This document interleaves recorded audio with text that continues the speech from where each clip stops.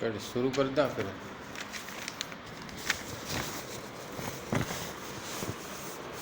नमस्कार। BA part 3 Hindi literature paper 2। आज हम साहित्य और जनसमूह का संबंध निबंध पर चर्चा करेंगे। पंडित बालकृष्ण भट्ट द्वारा लिखित निबंध साहित्य जनसमूह के हृदय का विकास है में स्पष्ट किया है कि प्रत्येक काल का साहित्य अपने सामाजिक जीवन की अभिव्यक्ति करता है। जैसा कि कहा गया है कि साहित्य समाज का दर्पण होता है, इसी कारण साहित्य में उस काल की रीति नीतियाँ और आचार व्यवहार आदि की परंपराएं चित्रित होती हैं।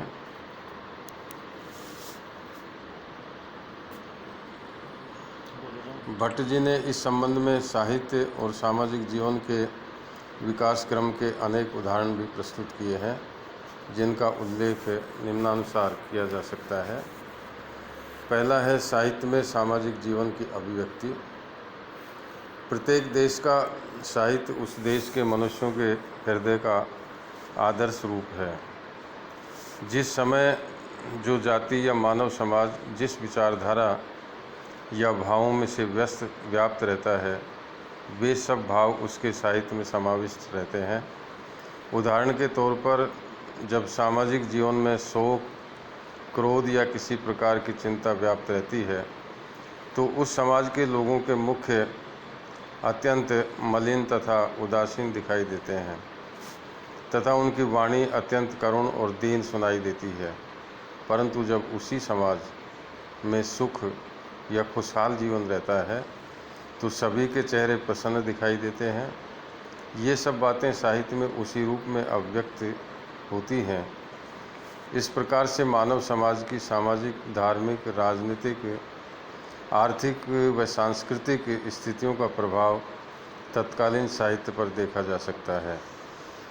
नंबर 2, वैदिक साहित्य में सामाजिक तत्व। भट्ट जी ने अपने निबंध में ये स्पष्ट किया है कि वैदिक काल में सामाजिक जीवन एकदम प्रारंभिक अवस्था में था। जिस प्रकार शैशव काल में बालक का आचरण अत्यंत निष्कपट, उदार और भोलेपन से युक्त होता है, उसी प्रकार वैदिक काल में सामाजिक जीवन में उदारता, निष्कपटता तथा सरलता व्याप्त थी। उस समय मंत्रों के दृष्टा आर्य लोग प्रातःकालीन सूर्य के अरुण बिंब को देखकर उसे अजेय शक्ति समझकर उसकी स्तुति में गीत गाते थे। वे वायु, जल, अग्नि, पृथ्वी में ईश्वरीय शक्ति मानकर स्तुति करते रहते थे। अतः वेदों में उनके सदैगत कोमल भावों की सहज अभिव्यक्ति साहित्य में भी हुई है। तीसरा है उपनिषद साहित्य में सामाजिक जीवन की अभिव्यक्ति। आर्य सभ्यता के विकास के साथ साथ वैदिक साहित्य का क्रम भी भट्ट जी ने निबंध में दर्शाया है। उनके अनुसार उपनिषद काल में आते आते आर्यों के सामाजिक जीवन में पर्याप्त विकास हो गया था। वेदों में ईश्वरीय सत्ता के जो प्रारंभिक सूत्र विद्यमान थे, इस काल में उनको तत्व चिंतन की दृष्टि से स्पष्ट किया जाने लगा था। आध्यात्मिक चिंतन का सामाजिक जीवन में अत्यधिक प्रभाव पड़ने लगा था।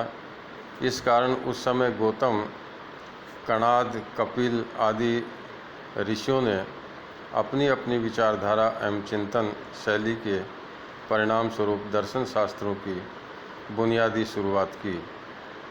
दूसरी ओर स्मृतिकारों ने सामाजिक, राजनीतिक और धर्म संबंधी विषयों का सूत्रपात भी किया। अगला आता है महाकाव्यों में सामाजिक जीवन। वेद और उपनिषद साहित्य के बाद हमारे सामाजिक जीवन में रामायण और महाभारत का अत्यधिक महत्व माना जाता है। भट्ट जी ने इन दोनों के उदाहरण देकर स्पष्ट ये किया है कि उस समय तक भारतीय जीवन का पर्याप्त विकास हो गया था उनकी मान्यता थी कि रामायण के समय भारतीय सभ्यता अपने परिपूर्ण यौवन में थी, किंतु महाभारत के समय में भारतीय सभ्यता एकदम क्षतिग्रस्त होकर वार्धक्य भाव को प्राप्त हो गई। रामायण के अनुशीलन से यह स्पष्ट हो जाता है कि उस समय भाई भाई के अत्यधिक स्नेह था, जनता में कपटाचरण तथा दुराचरण की भावना नहीं थी और सामाजिक जीवन आदर्शपूर्ण मर्यादा में बंधा हुआ था। इन्हीं बातों का उल्लेख रामायण में श्री राम और भरत के चरित्र चित्रण में किया गया है। इन तथ्यों से स्पष्ट हो जाता है कि रामायण काल में श्री राम के माध्यम से जिन आदर्शों और मर्यादाओं को स्थापित किया गया था, महाभारत काल में आते आते वैसे ही विलुप्त हो गई थी अथवा विकृति हो गई थी। रामायण काल तथा सामाजिक जीवन में सभी आदर्श मान्य थे और चरित्र विकास अत्यंत उदात्त था, परंतु महाभारत काल में सामाजिक जीवन में स्वार्थ, छल, कपट और अहंकार व्याप्त हो गया था। अगला है प्राकृतिक साहित्य में सामाजिक जीवन की अभिव्यक्ति। भट्ट जी ने ऐतिहासिक क्रम को स्पष्ट करते हुए ये भी बतलाया है कि महाभारत काल के बाद बौद्धों और जैनों के उदय से प्राकृत में भारतीय साहित्य रचना होने लगी। ये दोनों संप्रदाय वेद और ब्राह्मणों के बड़े विरोधी थे, इसलिए उन्होंने संस्कृत के स्थान पर जनसाधारण ग्रामीण लोगों की भाषा का प्रयोग किया। प्राकृत काल में जो साहित्य सृजन हुआ उसमें एक नवीन दर्शन का विकास हुआ, जो कि बौद्धिक या वैदिक धर्म और शासन दर्शन से अत्यधिक भिन्न था। इस काल के साहित्य में उपदेशात्मक अधिक दिखाई देता है। इससे स्पष्ट होता है कि उस समय अशिक्षित वर्ग लोक व्यवहार नहीं जानता था और समाज में उनकी अत्यधिक उपेक्षा भी होती थी। साथ ही सामाजिक जीवन में अनेक रूढ़ियाँ आ गई थी और जनसमूह विभिन्न वर्गों में बट गया था। ये उस समय के समाज की सबसे गिरी हुई झांकी थी। अगला है पुराण साहित्य में सामाजिकता। इस काल में बहुत से पुराण, उप पुराण आदि तथा संहिताएँ रची गई। साहित्य में बहुविध प्रयोग होते रहे। महाकवि कालिदास, भारवी, माघ आदि कवियों ने संस्कृत में अनेक उच्च कोटि के ग्रंथों की रचना की तथा सामाजिक जीवन में सुरुचि की सशक्त अभिव्यक्ति दी। कालांतर में भारतीय सभ्यता का ह्रास हुआ, उससे आर्य सभ्यता एकदम समाप्त हो गई। वर्तमान सामाजिक दशा की जो दयनीय स्थिति है वह सब पुराणों की ही देन है। प्राकृत साहित्य के बाद हिंदी भाषा में साहित्य रचना होने लगी। इसके भी दो रूप हमारे सामने आए, एक पद्मावत और दूसरा पृथ्वीराज रासो। इसके पश्चात क्षेत्रीय भाषाओं का विकास हुआ। अवधी, ब्रज, गुजराती, मराठी, बंगाली आदि में साहित्य रचना होने लगी।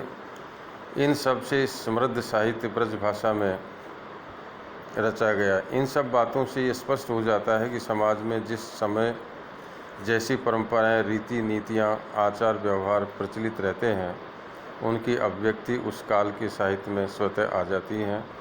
साथ ही सामाजिक जीवन को उस काल का साहित्य भी पूर्णतः प्रभावित करता है।